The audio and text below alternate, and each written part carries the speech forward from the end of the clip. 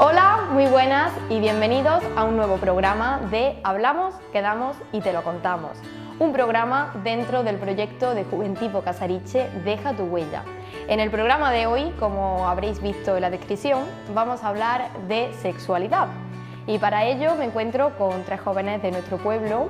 Ellos son Iván Borrego, muy buenas. Buenas, encantado de estar aquí y de tener esta mesa de debate tan guay, así que aprender.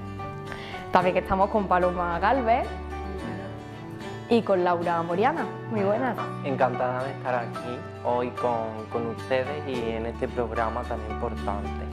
Bueno, la finalidad de este programa es aclarar diferentes conceptos que a veces están un poco confusos y derribar pues algunas ideas que tenemos preconcebidas y que son erróneas, porque bueno, el conocimiento es la base de todo y en este tema que hoy vamos a tratar hace falta pues más respeto y más conocimiento.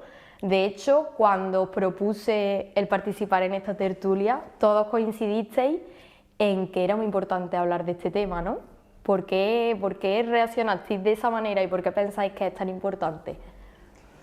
Pues yo pienso, opino que digamos que a día de hoy en las zonas rurales donde vivimos hace falta muchísima educación, muchísimo conocimiento, hace falta conciencia y hace falta este tipo de programas que estén lanzados hacia la juventud y hacia todo tipo de público para dar conocimiento.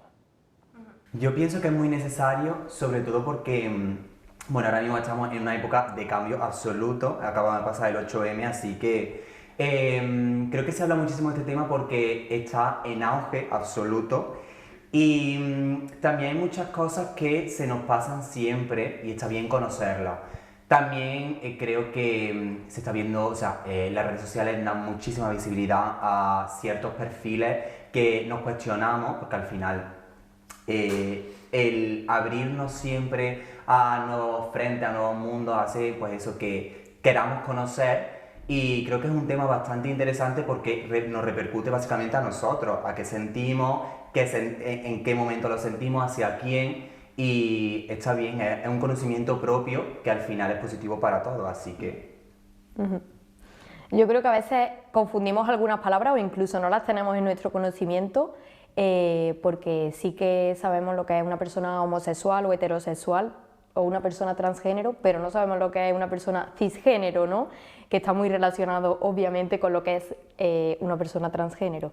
Entonces, antes de entrar en materia, os voy a mostrar un vídeo en el que se explican todos esos conceptos para ver qué es la orientación sexual, la identidad de género, la expresión y para que quede un poquito más claro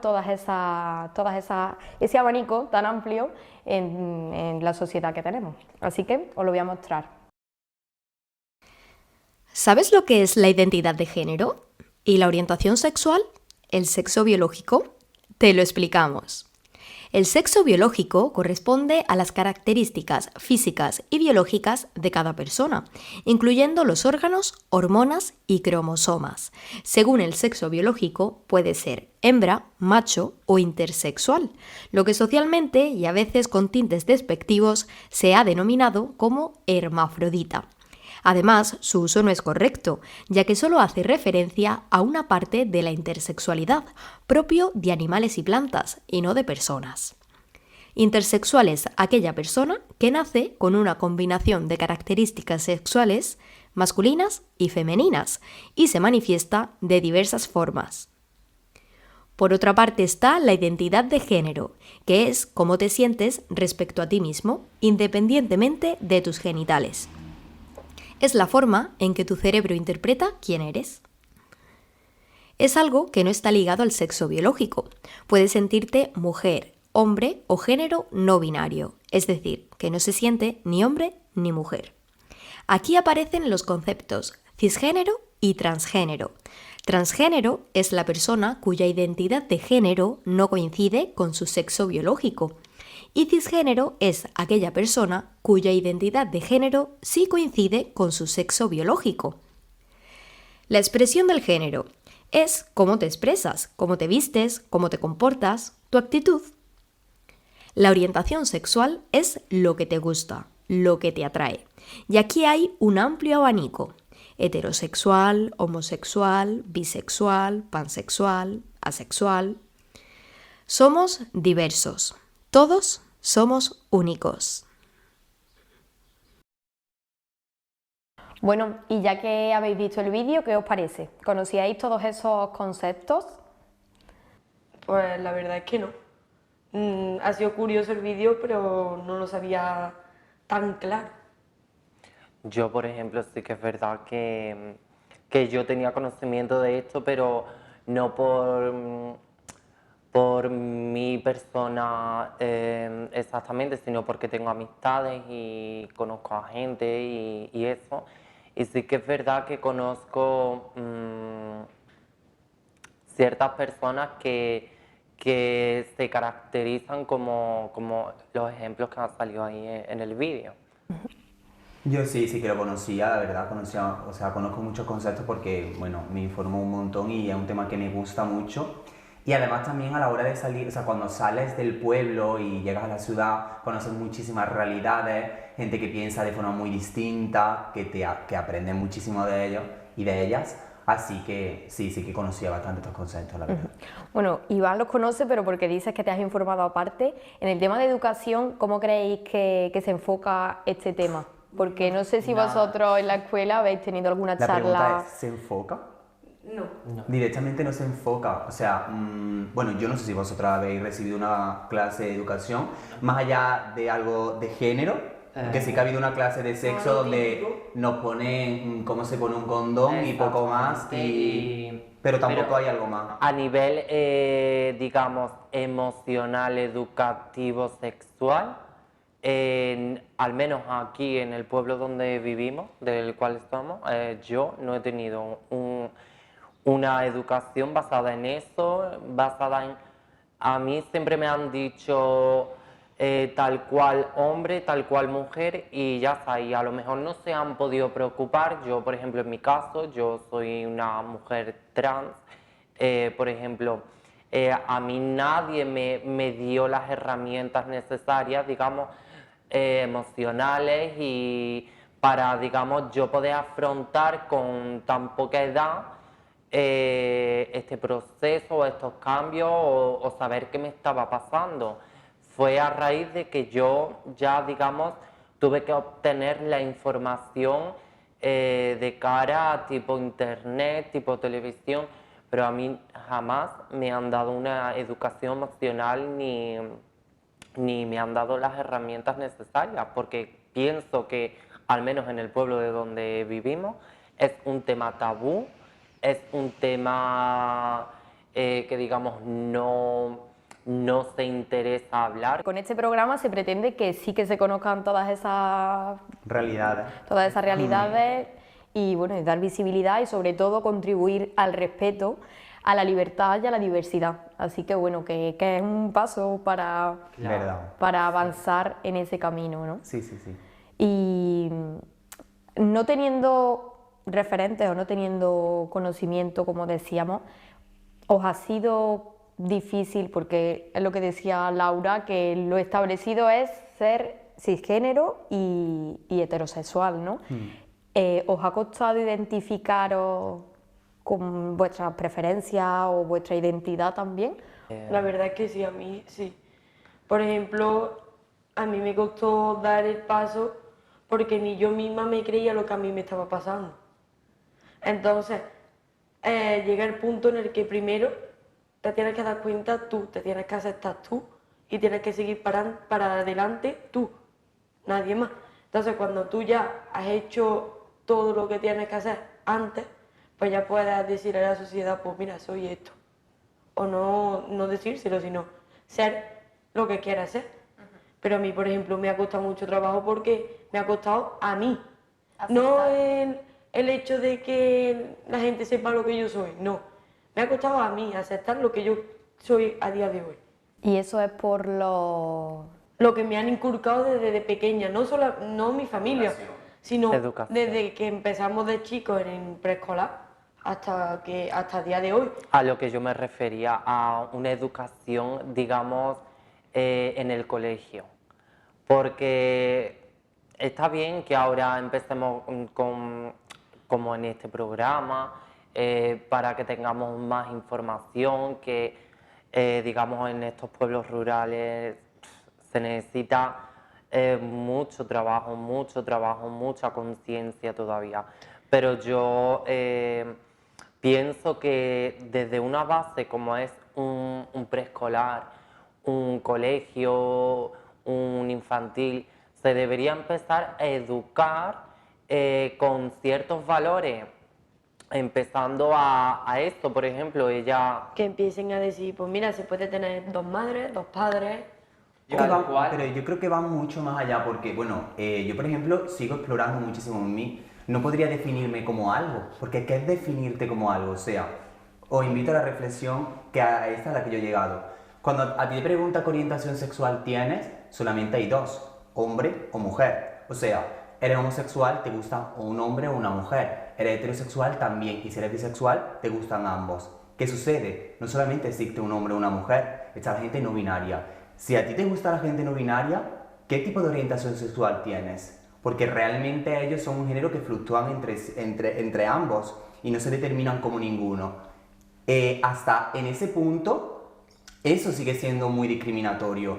Entonces, creo que se tiene que invitar. Para mí las etiquetas son muy importantes porque significa que estás reivindicando algo y significa que existe. Bien, pero creo que se debería de invitar a la reflexión y a que todo el mundo se lo cuestionase. Incluso el que tiene preferencias heterosexuales, que invitase a la reflexión de sí mismo y de decir, vale, ¿qué me gusta? Voy a conocerme y voy a hacerme ciertas preguntas que están en la mesa de debate de todo el mundo. Y no solamente eso, sino hay que hablar con los abuelos, hay que hablar con tus primos, porque al final la conexión que se pueda llegar a tener es muy fuerte. Y quizá hay gente que normativa, o sea, tiene una normatividad canónica, es decir, parece heterosexual, pero realmente quizás no. Y nadie se le ha preguntado, oye, ¿estás bien en este tema? Sí, es lo que decía Paloma, ¿no? Que como lo normal, lo normativo es ser heterosexual, a ella, por ejemplo, le costó mucho el darse cuenta de que no lo era, ¿no? Yo pienso que a día de hoy ya se le está dando un poquito más de visibilidad a este tema, porque ya estamos viendo varios ejemplos en nuestros colegios de aquí, en nuestro colegio. Tenemos niños desde muy pequeños diciendo lo que quieren ser, porque lo han dicho. Y eso también ha hecho que demos un paso hacia adelante como pueblo, porque es que yo lo que veo de este pueblo es que algunas veces estaba muy cerrado en muchos aspectos. Yo he ido a varios pueblos alrededor de aquí y no están tan cerrados. Se hablan con una libertad, una tranquilidad. se habla tan... Naturalidad. Sí. Exactamente. Creo que se sentencia mucho el pueblo, porque yo que vengo de Sevilla también tienes que saber moverte en ciertos ámbitos. O sea, el desconocimiento y las pocas ganas de aprender existen en todos los círculos en los que tú puedas estar. No solamente en el pueblo, porque yo en el pueblo me siento muy a gusto y me relaciono con gente con la que puedo hablar de muchísimos temas. Claro. Entonces, pero que es verdad pero que la tendencia del desconocimiento es general, no solamente en la parte rural, que también. Pero que tú te vas a un colegio de Sevilla o de Madrid y se sigue aprendiendo y tampoco hay charla de educación. Sí, pero por ejemplo, lo que he dicho antes, me costó trabajo a mí decidir lo que yo quería hacer o lo que en verdad, sí, aceptar lo que yo soy, me costó más trabajo del mundo de donde venimos, porque yo venía del pueblo y claro, en la ciudad tienes más libertad, pero tú vienes aquí, tú te cohibes un poco más porque por el que dirán, por muchas cosas. Que hay mucha gente que le da es muy liberal y no le da tanta importancia al que dirán, pero por ejemplo, en mi ejemplo, a mí me afecta mucho el que dirán. A todos nos afectan el que dirá. O sea, somos personas dependientes socialmente y a todos nos importa el que dirá. Tanto, pero no solamente, bueno, el que dirán en todos los aspectos. Y imagínate más cambiar tu presencia social y determinar algo, que creo que es una pregunta que cada vez se debería de hacer menos, pero bueno, determinarte socialmente, decir, soy esto, soy lo otro. Entonces, creo que es un juicio que se hace y que se debería de plantear más en la parte educativa, evidentemente. Y tú, Paloma, que estás haciendo tanta incidencia en eso, en que temías cómo la gente reaccionara, ¿eran más los prejuicios que tú tenías o realmente te has encontrado, una vez que ya has dicho abiertamente lo que te gusta y a quien quieres, has visto algún comentario o alguna reacción diferente hacia ti de algunas personas? ¿O es más lo que la idea que tú tenías previa? Es más bien mi idea, que yo esperaba que iba a reaccionar peor, pero no, yo subí una foto al Facebook donde lo publiqué por el que dirán también, porque tampoco no es plato de buen gusto ir por la calle diciéndote, pues mira, que he visto esto, que no sé qué, que no sé cuánto. Pues lo aclaras, lo dejas claro. Y yo, por ejemplo, me llevo una grata sorpresa porque he recibido mucho cariño y mucho de yo te voy a apoyar, si te quiero a ti te voy a querer como tú quieras. Y la verdad es que me lleva una grata sorpresa, pero muy grande. ¿Temías la posible repercusión? Sí, pero mucho. Pero Es que era lo que me echaba más para atrás. Pero muy fuerte que eso sigue siendo tan noticia, tío. Pero es esto. Es que yo creo que antes Quiero- no lo era por eso. Quiero entrar en debate porque a mí, o sea, no me respecta su caso en mí, yo he tenido otro tipo de vivencia, pero respecto a eso, me choca que a día de hoy sea noticia o se tenga que pedir permiso para ser feliz. Es que a mí eso, escucharlo de esa manera, o sea, yo la entiendo a ella, pero a mí me duele eso porque tú no tienes por qué pedir permiso o, digámoslo, hacer como que hacer camino. Tú no tienes que ir por la vida haciendo camino. Tú tienes que dedicarte a ser feliz y ya está. Y no pedir permiso, no, que no te quieres poner una etiqueta, no te la pongas con esto, pero tú tienes que ser feliz, tú no tienes que ir andando abriendo camino a la gente. Porque es como ella dice, yo voy a un pueblo, a otro pueblo de aquí cerca, a donde sea, y yo estoy tranquila. Yo no he tenido ningún tipo de problema ni en otro pueblo, ni en una ciudad, ni nada, y he estado viviendo en ciudad, tanto en pueblo como ahora aquí en mi pueblo. Y he tenido más barreras en mi propio pueblo, he tenido que demostrar más en mi propio pueblo, que incluso gente que me conoce desde que yo nací, he tenido que demostrar más aquí que a lo mejor en una ciudad recién llegada. Y he tenido que demostrarme como persona, realizarme como mujer y como persona, más aquí que en otro sitio. Y es una lástima, exactamente, y es una lástima que en un pueblo que me han visto crecer haya tenido yo que dar más esfuerzo, digamos, a la hora de sentirme... Sí, como demostrar que eres valiosa por simplemente lo que quieres y por cómo te Exactamente, identificas. o tengo que sentirme realizada, he tenido que demostrar más para poder sentirme realizada más aquí en mi propio pueblo que incluso en un sitio donde a mí no me conocen absolutamente de nada. Me han valorado más, digamos, como persona, como mujer fuera de mi propio pueblo que aquí en mi pueblo, y me han dado más posibilidad fuera de mi pueblo que aquí en mi propio pueblo, que a día de hoy sigo teniendo muchas puertas y muchos impedimentos. Muchas puertas cerradas, ¿no? Sí. Sí, bueno, lo hablábamos otro día fuera de cámaras, que a nivel laboral sí que te has encontrado a veces con dificultades. A nivel laboral, las puertas cerradas. Aquí, en mi pueblo, cerradas. En mi pueblo y quizás en alguna que otra zona rural, que es a lo que hemos dicho, por eso que hice hincapié en el tema de la educación. Porque yo a día de hoy a mí me han cerrado puertas en sitios donde quizás yo, sin discriminar a nadie obviamente, no quiero discriminar a nadie, pero quizás en un puesto de trabajo donde yo, por mis cualidades, por mi forma física, he estado más preparada que otra persona, a mí me han cerrado puertas viendo yo que era apta para ese puesto de trabajo. A día de hoy las sigo teniendo todas cerradas, a día de hoy nadie te da una oportunidad. Yo comento mi caso como mujer trans, vale, soy trans pero soy mujer. ¿vale? Yo a día de hoy ya te digo, no te dan oportunidad, no te dan oportunidad de decir, vale, pues opta a este puesto de trabajo, opta aquí, opta allí, y sobre todo cuando una persona tiene muchísimas ganas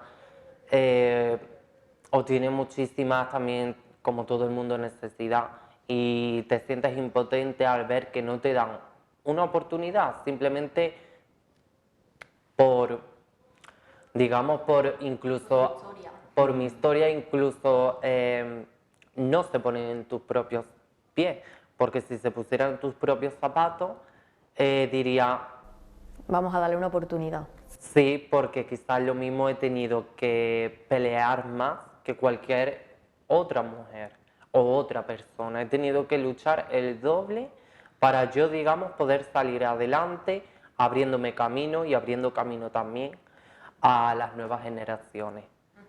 Sí, porque en Casariche fuiste un referente, yo creo, Completamente. para futuras generaciones que sientan lo que tú has sentido. Tú has sido la primera persona transexual en el pueblo y además Verdad. que ha hecho todo el proceso, que ahora me gustaría también que nos contaras un poco cómo es el proceso, porque es muy largo, son muchas fases. Y es muy Muchas interesante. Complicado. La verdad, no, es muy interesante porque mucha gente tiene que saber cómo es un proceso de eso.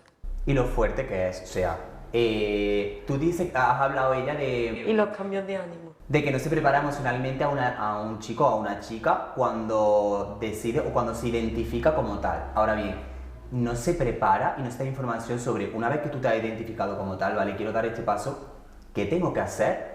Y ahora bien, una vez que sé qué tengo que hacer, es tan fuerte, bueno, hace poco han aceptado, han regulado la ley trans, que falta muchísimo por hacer, por supuestísimo, y hay muchísimas variables, sobre todo la parte médica, que me parece, bueno, un hándicap bastante heavy. Totalmente un atraso, totalmente a día de hoy y en el ciclo que estamos, un atraso respecto a eso. Pero sobre todo eso, cómo se prepara tu cuerpo y tu mente en ese proceso, porque no sé si te acompaña o sea, si detrás hay psicólogos o es algo ya súper personal. Digamos que ahí entra más la parte personal porque ahí, obvio que dependiendo de cómo sea tu proceso vas a tener o una psicóloga o dependiendo ya de qué rango lleves ya en el proceso la sigues teniendo o no.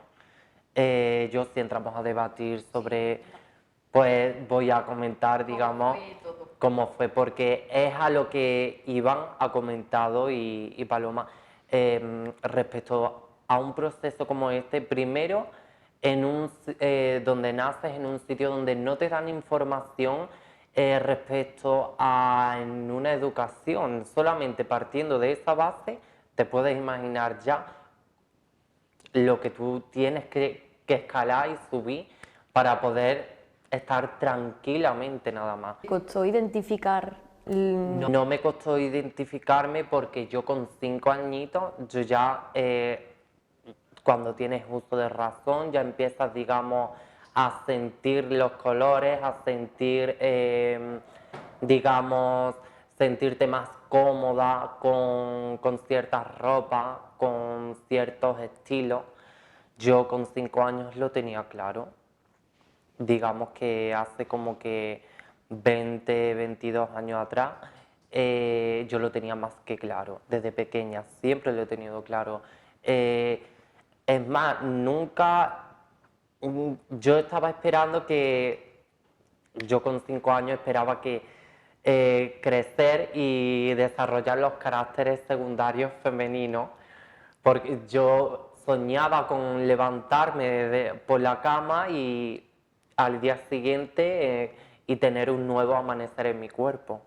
Eso decía Yedet en una entrevista, dijo eso. Decía, yo solamente soñaba y lo único que le pedía, porque ella era muy religiosa y cuando pedía a Dios por las noches decía, solo quiero levantarme y ser mujer, quiero levantarme y ser mujer. Yo, O sea, a mí en mi caso... El concepto del sueño, porque para vosotras era un Exactamente. sueño, algo súper utópico. Sí, es un sueño y más viniendo, a lo mejor si yo quizás fuera nacido en una capital o volvemos a lo mismo, ahí digamos como que te preparas a tener algo más de educación y no sentirte a lo mejor que no tienes apoyo, sentirte culpable o al menos identificar qué es lo que te está pasando. Pero yo nací, digamos, en una zona donde no tenía esa educación. Me costó muchísimo, muchas lágrimas. Y eran, o sea, fueron importantes los referentes porque entiendo que hay algo súper importante, ¿no? Porque si tú no tienes referentes ni siquiera aquí en el pueblo, ¿dónde los buscas? Yo era tal y como me sentía, pero una vez viendo la tele, sí que es verdad que hablando, no es que tenga referentes, pero vi como que una persona que le pasaba lo mismo que yo y bueno, tenía yo 6 años o 7 que un referente, no la llamo referente, simplemente la vi y yo dije, yo me está pasando igual porque no entiendo qué me pasa, yo quiero tener esa meta cumplida como la mujer que estoy viendo y es Viviana Fernández. Entonces, al menos hace 20 años atrás, para mí, digamos que era el sentir que no estaba sola, que ya que no me habían dado información, no estaba sola. Por eso hago hincapié en la información, en la educación, porque una persona, un niño o una niña no tiene por qué sentirse ni solo, ni sola, ni mal consigo misma por sentir, por ser. Entonces, en mi caso fue así. Yo desde pequeña lo pasé muy, muy, muy mal. A día de hoy, como hemos hablado, ciertas barreras como el laboral. Yo tuve un proceso de identificarme, digamos, sentirme bien a los 5 años, sabiendo ya lo que me pasaba. Lo identificaste a los 5 años, pero ¿cuándo fue la primera vez que tú lo dijiste a la familia o a algún amigo? Yo empezaba a decirlo con 12 años, con 13 años. Lo que pasa es que como no tenía estas herramientas necesarias para echarle valor o enfocarme o enfrentarme a lo que yo iba a comenzar, digamos que intentaba guardarme, ocultarlo, digamos, vistiéndome alternativamente, vistiéndome andróginamente para no destacar mucho, que en aquella época se destacaba fuera lo que fuera porque yo he sido femenina desde que tenía muy poca edad, he sido muy femenina y estaba a la orden del día y a la vista de todos y no pasaba desapercibida por eso, porque en aquella época no teníamos esa información. Lo contaste a los 12 años y, Lo conté a los 12 años. ¿cómo fueron las reacciones? Y también sabía que al decirlo, o sea, tú con esa edad ya sabías que existía la posibilidad de cambiarte. Con 12, 13 años sabía que yo podía comenzar un tratamiento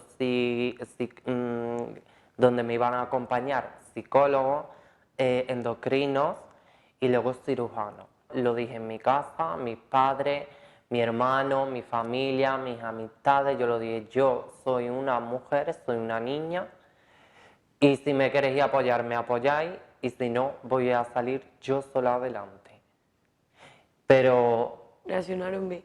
reaccionaron bien, tuve el apoyo de mis padres, de mi padre, de mi madre, de mi hermano, de toda mi familia, que a día de hoy estoy orgullosísima de mi familia, porque sé que en otros casos no han tenido la misma suerte y yo al menos en la mía, desde que yo decidí dar el primer paso de decir voy a ir al médico, vinieron mi padre, mi madre, mi hermano y tuve el apoyo de toda mi familia. Así que yo estoy súper feliz, súper contenta, ya que sí que es verdad que otras personas no han tenido esta facilidad.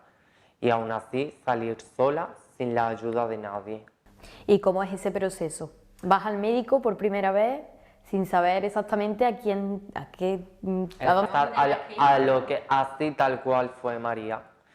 Me fui a mi médico de cabecera con 14 añitos, 15, Y bueno, la verdad es que sí, que al no tener esa información, a mí me hicieron perder 2 años, que para mí eran muy importantes, porque en un proceso como este, 2 años Es una eternidad. perdido es una eternidad, y más cuando vas a palos ciegos, o sea, es un... vas pisando arenas que no sabes si vas a sostenerte, si no, si sí, vas a ciega. Entonces, en mi caso, fui tal casi al médico, fui con mi madre y me mandaron a donde no era, o sea, y más cómo tardaban las citas. Primeramente me mandaron a medicina interna, una pérdida de tiempo grandísima. Por eso te digo, porque ni mi propia médica de cabecera estaba informada.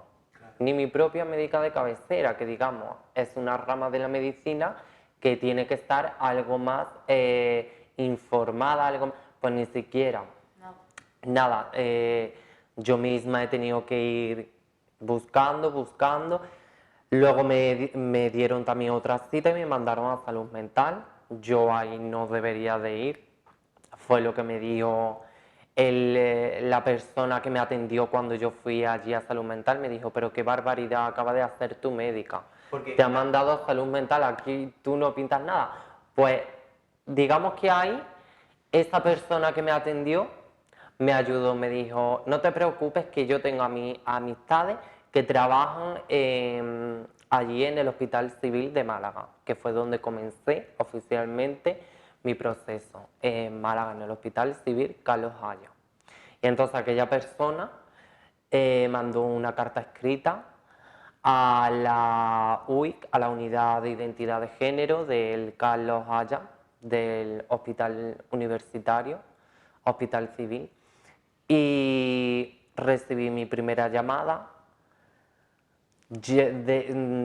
Fue, creo recordar, de la psiquiatra, porque va por fases. Primero te ve una psiquiatra durante 2 años y medio, luego pasas unas pruebas médicas, luego de las pruebas médicas empiezas a ver a la endocrina. Y cuando pasas ese tipo de pruebas, como si fuera, te lo estoy contando como si fuera una gincana, porque parece ser que tiene que ser así, como una gincana, ir pasando fases hasta que te valoren y te acepten que tú tienes disforia de género. Explica ese concepto. Exactamente. ¿Qué es la disforia de género? La disforia de género es tal cual como hemos hablado al comienzo de este programa, que no te sientes, digamos, identificada o identificado con los genitales con los que nacen. Exactamente, con el género que se te ha asignado, no tiene nada que ver. Entonces, en el proceso, digamos que te hacen varios exámenes. Ya te digo, en mi caso fueron 2 años, 2 años y medio de exámenes psicológicos para ver si yo tenía disforia de género. Pasé a aquella fase. Pregunta, pero o sea, ¿en qué se basan para saber o para determinar? Porque no entiendo, esos exámenes que contienen, la verdad. Yo tampoco lo entendía, ni ninguna de nosotras de las que vamos a aquella unidad o en varios. Yo sé que es en toda España. Este proceso requiere de eso. En algunos casos, de eso, te tienen que dar un informe para que la psiquiatra te diga que puedes comenzar un tratamiento hormonal. O sea, digamos que la psiquiatra, junto con la psicóloga, es la que determina que realmente tú te sientes mujer. Entonces te dan un informe donde te lo firma la propia psiquiatra de que tú tienes disforia de género y que tal cual tú eres una mujer y puedes iniciar el proceso. O sea, si ya perdí 2 años porque ni mi propia médica de cabecera sabía dónde mandarme, luego llegué a la psiquiatra que me verificó y me estuvo tratando. Luego de esos 2 años, 2 años y medio, pasé a hacerme unas pruebas médicas para ver si podía estar apta para comenzar este proceso de hormonas, porque no es tan fácil. Eso no es llegar a tu médico de cabecera y decirle hoy me siento mujer, hombre, quiero las hormonas. La gente se cree que es así, estamos muy equivocados. No es así. Detrás de todo esto hay un proceso muy, muy, muy largo. Muy, muy largo. Hago hincapié. Muy, muy largo y muy duro. A lo que estaba hablando de que una vez ya comienza el tratamiento hormonal, tienes que estar 2 años de tratamiento hormonal para poder cambiar tu documentación, tanto en el registro civil, DNI, cartilla sanitaria, etc. Después de cambiarte tu documentación, puedes optar, si tú quieres, a la lista de espera de la reasignación de sexo. Si tú no cumples todas esas fases, no puedes llegar hasta el final. Por eso, cómicamente, te dije antes que esto era como que una gincana, porque aparte de eso te lo tienes que tomar con risa, si no... Sí, con humor. Con Es como humor si te no- lo tienes... es como Si no es que yo no creo superas las que... pruebas no llega. Si no es que yo creo que mentalmente ¿Y tienes acompañamiento? tienes un acompañamiento durante un tiempo X, nada más, psicológico. Luego ya te lo quitan. Luego estuve ya con las hormonas, empecé las hormonas, me cambié la documentación, me pusieron en la lista de espera y que eso es otro tema que iba a hablar porque la lista de espera es eterna. Infinita. Es una lista de espera que, como su nombre indica, espera porque es eterna. Porque, ya te digo, la lista de espera hace 9 años atrás estaba en 2 años y a día de hoy está en 8 años la lista de espera. Y después de todo eso, es lo que te digo, cómo te levantas tú cada mañana con un poco de ánimo. ¿Cómo? Es que no puede. Verdad. Y además, todo el rato o sea, como culpabilizándote a ti y haciéndote replantear durante 2 años completos si tú estás de acuerdo con eso. O sea, en el momento en el que tú empiezas el proceso psiquiátrico, más psicológico y mental, entiendo que durante todos esos 2 años te están valorando y te están poniendo a prueba para ver si tú eres lo suficientemente fuerte para pasar ese proceso y que no te vengas atrás y que por tanto reafirman que lo eres. Exactamente, es como que te sintieras cuestionada en todos los ámbitos, ya sea entre la sociedad como en ese acompañamiento psicológico, te sientes cuestionada totalmente. Así que una vez ven que sí eres mujer, que sí es verdad lo que tú planteas desde pequeña, entonces te dan tu informe donde indica que tienes disforia de género, que sí, que eres una mujer. O sea, que te tienen que valorar incluso hasta cómo eres o te sientes. No es tan fácil, no es llegar a tu médico y decir, hoy me siento así, venga, mañana comienza.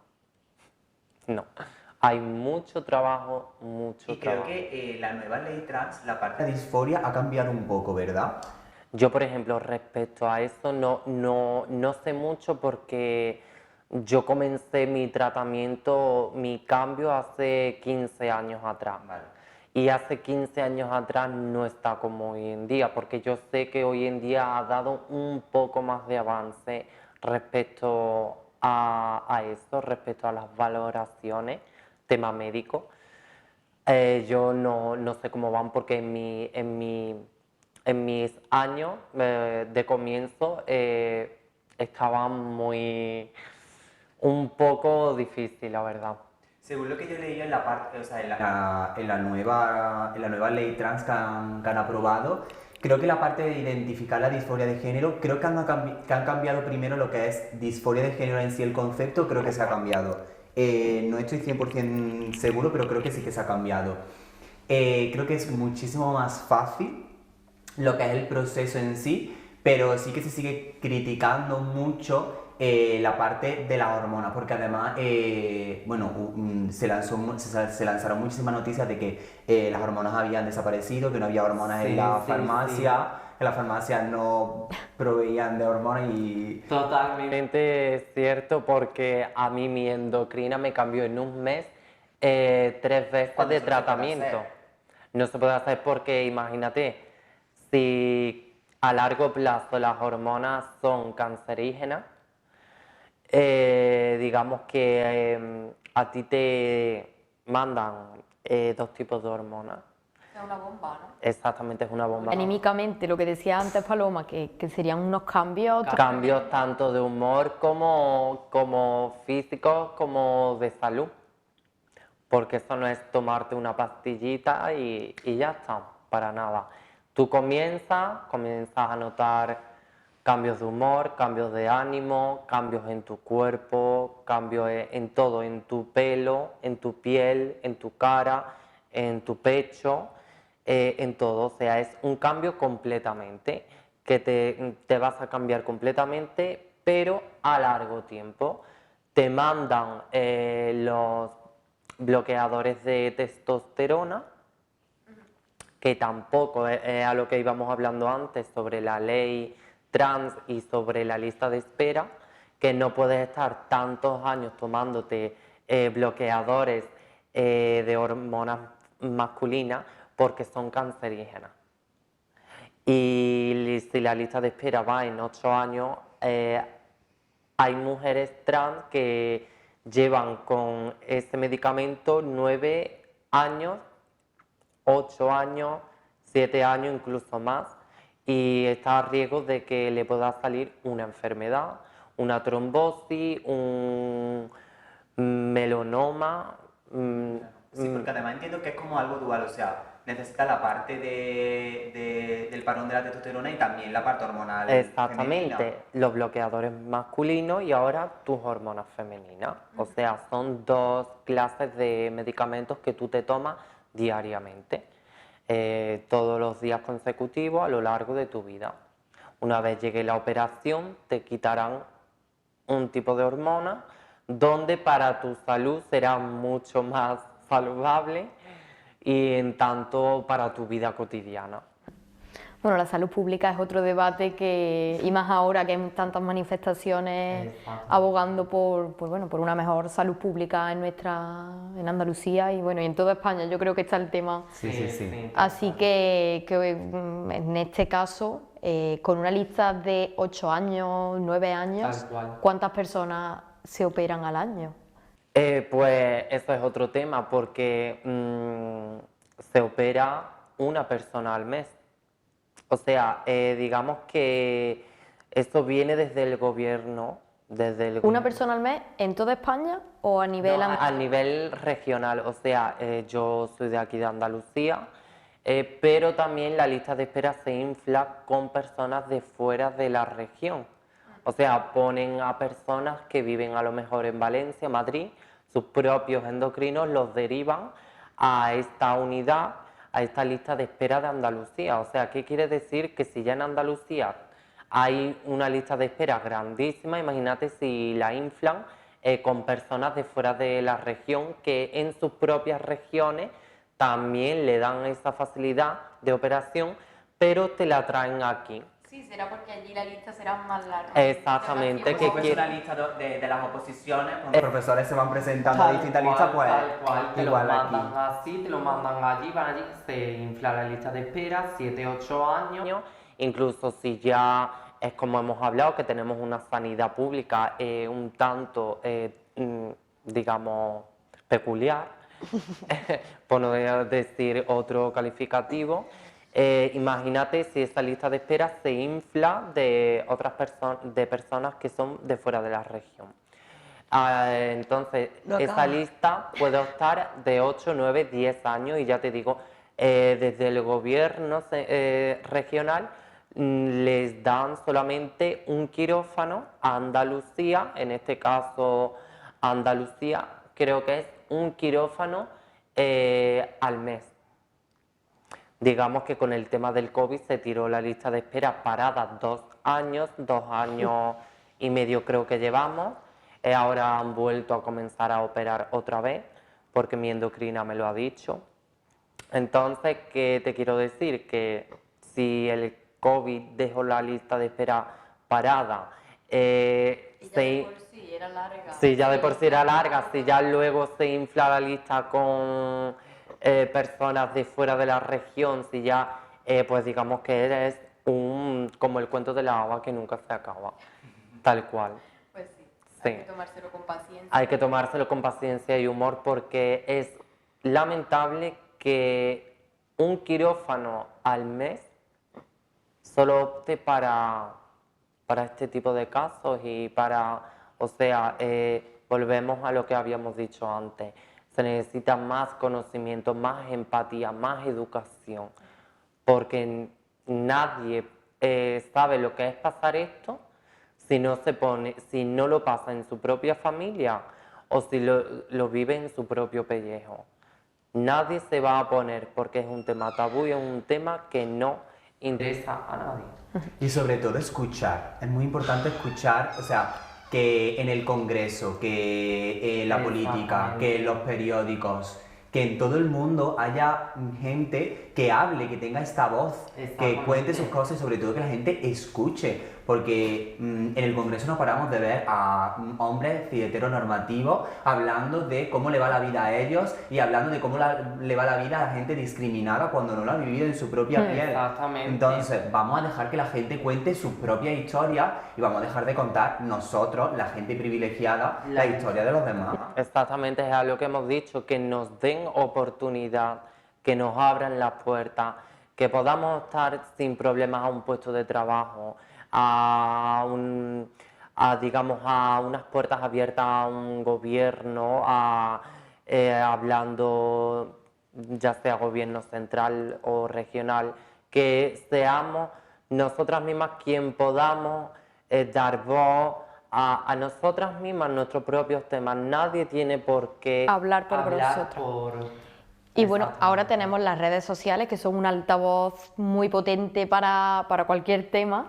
¿De qué manera creéis que pueden ayudar a dar visibilidad a todo, bueno, no solo la transexualidad, sino en general toda la diversidad que estamos hablando? Yo opino, yo al menos en mi caso, pienso que las redes sociales a día de hoy es un mundo nuevo y nos pueden ayudar muchísimo, pero es tal cual, puede ser a la misma vez un arma.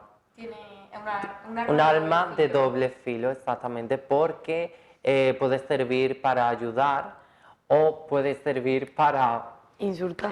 para hacer daño y Yo todo creo que las redes esto. sociales consiguen visibilizar todos los puntos de vista de todo el mundo, tanto la extrema derecha como la extrema izquierda, hablando de política, por ejemplo. O sea, todo el mundo tiene la facilidad de dar voz a sus pensamientos. Y eso puede tanto ayudar, como has dicho, como ser un arma de doble filo. ¿Qué sucede? Tú también puedes decidir qué quieres ver, qué quieres consumir, qué quieres escuchar y qué quieres conocer. O sea, que a ti te lo den con facilidad no significa que tú vayas a cogerlo con esa cierta facilidad. Ahora bien, sí que me parece muy positivo, por ejemplo, en tu caso, en el caso en el que alguien se identifique como tal y quiera emprender un proceso y quiera información, la información está muchísimo más cercana que como... Exactamente, O sea, porque yo cuando comencé mi proceso, ya te digo, no tuve ningún tipo de información y yo creo que a día de hoy las redes sociales vienen muy bien por eso, porque tienen la información al alcance del día, a la orden del día, no se van a sentir con tantas puertas cerradas, no se van a sentir culpables, van a saber que no están solos ni solas. Y yo pienso que las redes sociales pueden hacer mucho bien respecto en este caso, porque ya te digo, también digamos abrirnos un poco más las puertas a la gente que estamos olvidadas en las zonas rurales. ¿Hay alguna cuenta, algún influencer, algún referente que tengáis en redes sociales que tal vez a la gente que está en casa le puede ayudar? Pues sí, yo conozco un montón, sigo muchísimas cuentas en Instagram que creo que pueden servir o sea, de muchísima ayuda. Yo empecé siguiendo mucho a Autobans, que es muy famoso, no sé si lo conocéis, y su círculo me encanta porque además es lo que tú has dicho, se toma muchísimo el proceso con muchísimo humor, da muchísima visibilidad al género fluido, al género queer, a todo lo que se esconde o no se quiere mostrar. También me gusta muchísimo a Samantha Hudson, no solamente por lo que muestra en cuanto a visibilidad sexual, sino porque creo que tiene una inteligencia y una forma de hablar y o sea, tiene muchas cosas que contar que creo que son muy interesantes escucharlo, no solamente desde el punto de vista sexual, sino también desde cómo se toma la vida, desde la parte de la política y eso, y desde el humor, de la comedia que hace.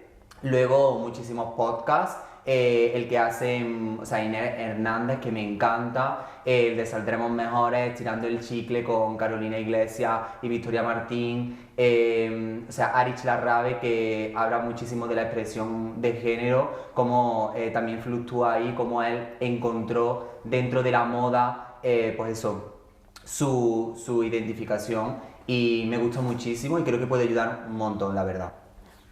Has hablado de dos conceptos, queer y género no fluido. ¿Nos puedes explicar un poco qué son esos dos conceptos? Sí, verá, bueno, hasta lo que yo sé, género fluido es aquellos que fluctúan, aquellas personas, porque se utiliza con la E, que fluctúan entre lo masculino y lo femenino, o entre mujer y hombre, sobre todo en el aspecto de ropa y de moda, porque sí que es verdad que canónicamente siempre se representa lo masculino y lo femenino como algo muy determinado en la parte de la ropa, y son personas que, pues eso, no se determinan como un género masculino o femenino determinado, sino que fluctúan entre los dos. Y queer es básicamente lo mismo, creo que es un sinónimo o otra forma de llamarlo. Y volviendo a los recursos, a los referentes, ¿vosotros tenéis algún...? Yo en mi caso, por ejemplo, tenía de referente también, por ejemplo, a Cristina Veneno, que creo que todos los que estamos aquí lo conocemos. Recomiendo también la serie, que han hecho una serie sobre su vida, que es tal cual a día de hoy sigue pasando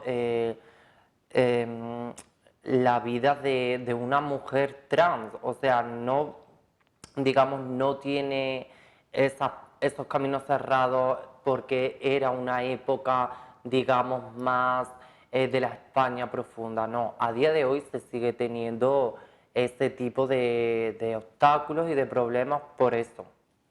Y yo recomiendo que se vea la serie porque al menos van a empatizar un poco con lo que son las vidas de las mujeres trans. Y además es muy interesante porque se trata de muchos ángulos. Por ejemplo, cuando ella entró en la cárcel, se ve mucho cómo la tratan en la cárcel, la vejación que le hacen, el maltrato, también cómo es la fama de una chica trans, cómo la utilizaron y cómo su espejo público, su imagen, que es la que realmente conocíamos antes, yo al menos antes de la serie, como esa mujer exuberante que llamaba la atención, incluso que estaba mal de la cabeza, que tenía algún problema.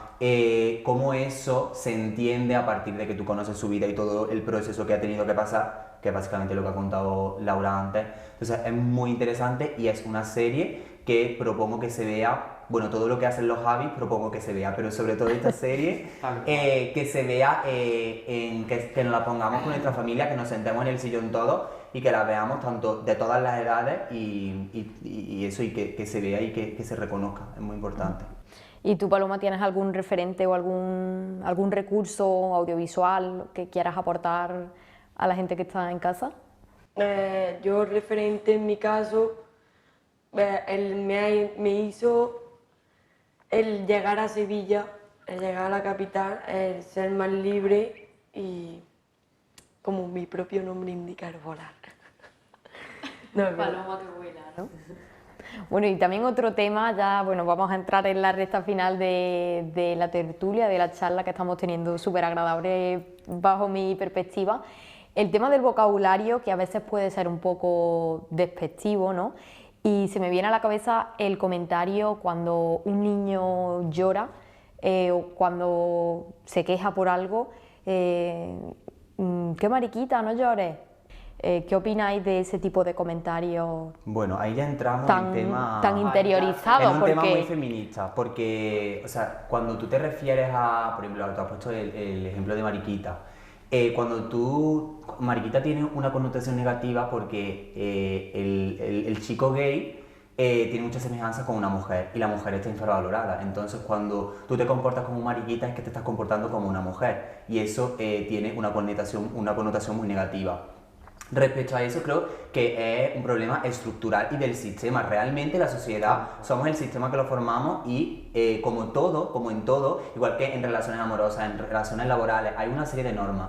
La diferencia es que cuando tú entras en un trabajo, las normas te las pone tu jefe y aquí las normas las hemos puesto entre todos. Y somos todos los que somos capaces de cambiarlas, básicamente. Exactamente, tenemos que, digamos, abrirnos un poco la mente y no seguir esa línea recta que nos han impuesto desde siempre, desde que nace, como por ejemplo te dicen el rosa es el color de niña, el azul es el color de niño. ¿Quién impone eso? ¿Qué ley existe que tenga que ser así? ¿Quién te lo impone? Te lo imponen, digamos, a eso, a la educación que te imponen desde pequeña, desde que nace.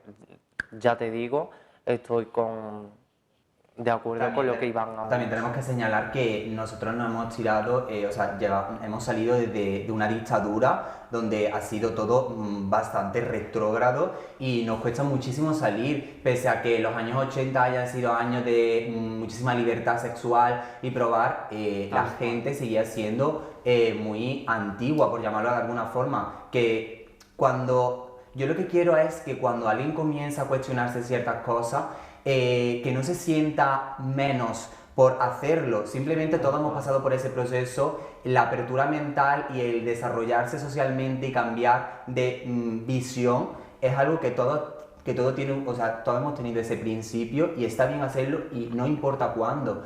¿Os molestan a vosotros palabras como en el caso de Laura? El que te puedan decir travesti o Travelo, para las personas, sí, travelo, muchísimo. O a una persona lesbiana, tortillera o machunga, ese tipo de palabras que las tenemos tan normalizadas, ¿os molesta? Yo en mi lugar, en mi caso, digamos que no me molesta porque yo soy una mujer trans, pero soy mujer. Digamos que daño hace quien quiere, no ¿cómo era? Quien puede, no quien quiere. O sea, que es lo que te digo, que yo respeto a eso, o sea, me da igual, porque también hay términos como, por ejemplo, cuando te dicen travesti, no, por ejemplo, travesti, el término real de travesti es un hombre que ya sea que se sienta de la manera que se sienta, se viste, se pone una peluca y ya está. Y eso no conlleva a que quieras realizar un cambio con hormonación, con no sé qué. No, travesti es un hombre que se disfraza, que se... tal cual. En un momento puntual, exactamente. Transexual es, digamos, mi caso por el tema de mi procedimiento, con el tema hormonal, con el tema de todo. Y una pregunta, Laura, ¿es verdad que es diferente transexual de transgénero? Porque escucha que transgénero es cuando todavía no has hecho el proceso, o sea, cuando tu aparato sexual sigue siendo el con el que tú naciste y cuando hay ese cambio ya eres transexual. ¿Es así o no? Muy buena pregunta porque realmente, por ejemplo, transgénero es cuando tú no quieres, cambiar tu aparato porque te sientes bien acorde a él. Te sientes bien siendo mujer, y te sientes mujer, pero con un aparato masculino. Lo aceptas. Exactamente. A pesar de que te sientas identidad de género. Exactamente. Ese no es mi caso. Yo me siento bien con una vagina, obviamente. Digamos que mi caso sería el tema de la transexualidad. Una mujer que ha tenido que, digamos, cambiar un pasado para luego con la operación ya sentirse completamente realizada. Tal cual, esas son las dos diferencias respecto a eso. Por lo que íbamos diciendo antes, que si me molesta que me digan una cosa u otra, la verdad que no me molesta porque yo sé realmente lo que significa travesti. Travesti es un hombre que se viste con ropa de mujer en un momento puntual. Que me digan transexual, soy una mujer trans, pero mujer. O sea que para mí no me puedo sentir mal respecto a eso. ¿Y vosotros alguna vez os han hecho algún comentario Bueno. que vaya a hacer daño? Evidentemente. Sí. Sí, y mucho más en el fútbol, pero muchísimo porque no solo las personas de la grada, sino yo, por ejemplo, jugué el otro día un partido en el cual otra persona del otro equipo le dijo a una jugadora de mi equipo, vete a jugar a las Barbie, si no quieres que te pegue un empujón. Perdona, tú eres mujer, tú de verdad defiendes lo que es una mujer, diciendo vete a jugar a las Barbie. Es que hay personas y personas, pero que no, esos comentarios tan despectivos Exactamente, no tienen están fuera de lugar. lugar, la Y verdad. eso comienza desde pequeño, porque a mí me sigue sorprendiendo y quiero dejarlo Tal por aquí. Me sigue sorprendiendo muchísimo que cuando se hacen las típicas celebraciones para ver cuando una mujer embarazada va a identificar qué sexo es el Tal bebé, cual. se sigue celebrando al niño, cuando un niño se saca pétalos azules y cuando una niña pétalos, de verdad, eso se tiene que poder superar, por favor. Sí, porque digamos que estamos atrasados en educación, estamos atrasados en esto, en que tal cual respecto a lo que Paloma ha contado, yo opino que un niño no nace odiando, a un niño lo enseñan a odiar, tal cual. Por eso digamos que ya está bien respecto a lo que Iván ha dicho, Paloma ha dicho, todo está en base a una educación desde pequeño, porque nadie nacemos sabiendo si esto está bien, si está mal. No los imponen, no lo inculcan desde que nacemos, desde pequeños. A mí por el hecho de mi pelo y el ser portera, detrás de la portería, escuchas comentarios que te dan ganas de volverte y sí. Pero claro, te tienes que callar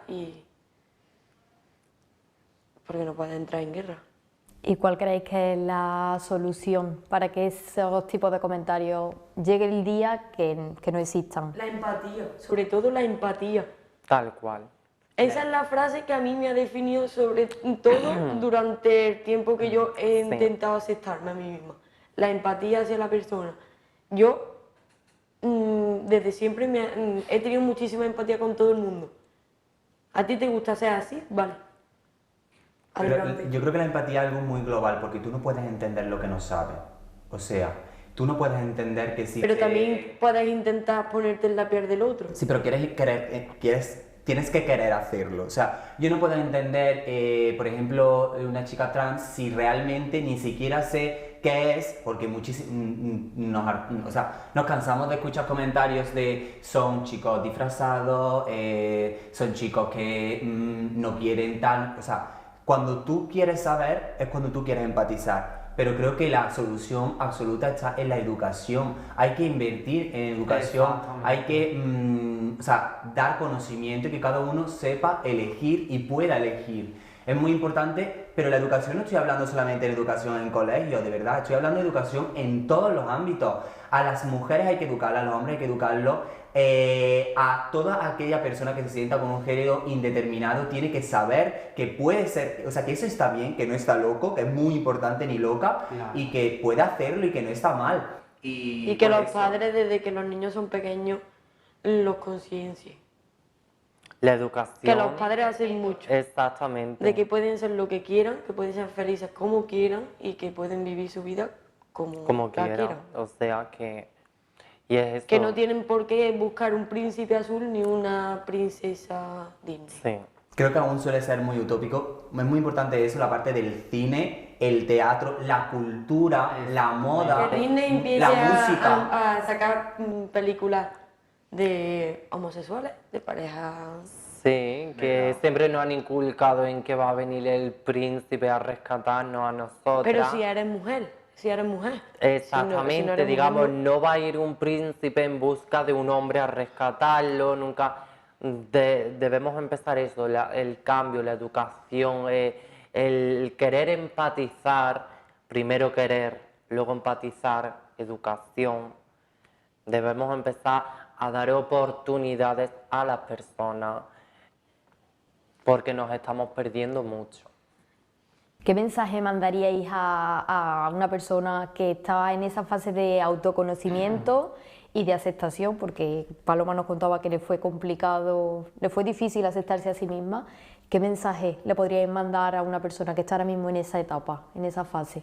que piense en ella o en él, que piense en su felicidad, que piense en cómo quiere hacer su vida y que no piense en nadie. Tal Que cual. él es el único que va a vivir su vida, nadie la va a vivir por él. Y que sea él el que sea feliz. Porque todo alrededor se va, tú eres el que te queda. Es así.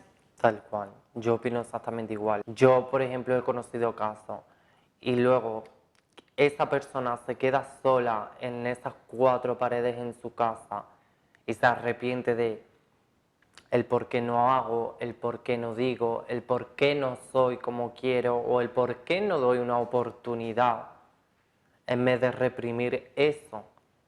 Si al fin y al cabo, si vas a ser feliz, lo vas a hacer tú. Hazlo tú y eso, yo animo a eso, a que esa persona mire por él mismo, que no mire a nadie, porque el que está al lado lo mismo estará deseando hacerlo y no lo hace por miedo a que el otro tampoco lo haga y eso es como que un círculo vicioso. Y yo tendría muchísimas cosas que decir. En primer lugar, que no tengan miedo, que no hay miedo, o sea, que es algo natural, que es algo, o sea, que le pasa a todo el mundo de verdad. Bueno, que todo el mundo debería de emprender esto. En segundo lugar, que lo cuestione todo lo que le rodea, todo lo que piensa, que lo analice, que lo profundice, que vaya más allá, que investigue, que siga. Y en segundo lugar, en tercer lugar, que no tiene que dar explicaciones, que no hay que sentarse con los padres a contarle nada, que hay que naturalizar esta situación, que hay que invertir en educación y si no lo hacen por ti, que lo hagas tú mismo o tú misma, que pues eso, conocer y que... No pedir permiso para ser feliz. Y que llega en un momento, o sea, llega una edad en la que ya nadie te tiene que explicar las cosas, sino que te las tienes que explicar tú mismo y que ya no se depende de un sistema educativo, que no intentemos entender el sistema y muchísimo menos encajar, porque cuando hay 4 paredes hay mucha gente que se sale de ahí, que las normas no las han puesto y que somos nosotros y nosotras las capaces de diluir un poquito eso. Y nada, y que fuerza y valentía y que escuchemos a la gente que nos rodea, que tiene muchísimas cosas guay que contarnos y que se aprende muchísimo de la gente, pues eso que tenemos cerca. Que le demos la oportunidad porque quizás nos estemos perdiendo muchísimo. Bueno, chicos, pues no sé, chicos y chicas, no sé si queréis aportar algún mensaje más antes de despedir. Yo que se le dé una oportunidad, digamos, a la educación, a la medicina respecto a lo que es mi caso ya contado, respecto al tema de la transición, de la reasignación de sexo, todo lo que conlleva, hormonación, quirófano, todo y demás. Que se le dé una oportunidad en el sistema laboral a las personas transexuales, que se nos dé oportunidad. Y a nivel, digamos, de ámbito social, también que se les dé una oportunidad, porque quizás nos podamos estar perdiendo más de lo que pensamos. Bueno, y yo evidentemente pido que haya gente diversa en política, en el Congreso, en educación, maestros y maestras, por favor, mayor diversidad, que nos cuenten cosas diferentes en el teatro, en el cine, en el deporte, en todos los ámbitos, que no las chicas trans en el cine siempre hagan de chicas trans, o sea, que pueden contar muchísimas más cosas que su propia vida y que aprendamos, que escuchemos y que aprendamos. Bueno, pues muchísimas gracias por este debate que hemos tenido. Bueno, y gracias a ti, evidentemente, también, vaya. Claro, Bueno, por porque esto es vosotros, sin vosotros no hubiera sido posible. Esto es una oportunidad, esto hace voz, digamos, yo estoy muy agradecida por estar aquí, porque me gusta este tipo de programa para dar voz a lo que muchas personas han callado mucho tiempo. Pues esperemos que sí, que demos un granito, pongamos nuestro granito de arena y demos un poquito de luz más en ese camino hacia la diversidad, como decíamos, y al respeto y la libertad de expresión y bueno, y que todos nos aceptemos como somos, primero nosotros mismos y también al resto, porque todos somos únicos, lo decía en el vídeo, lo vuelvo a decir, todos somos únicos, todos somos diversos y tenemos que aceptarnos todos a todos. Así que muchas gracias y bueno, y espero que nos veamos en otra ocasión.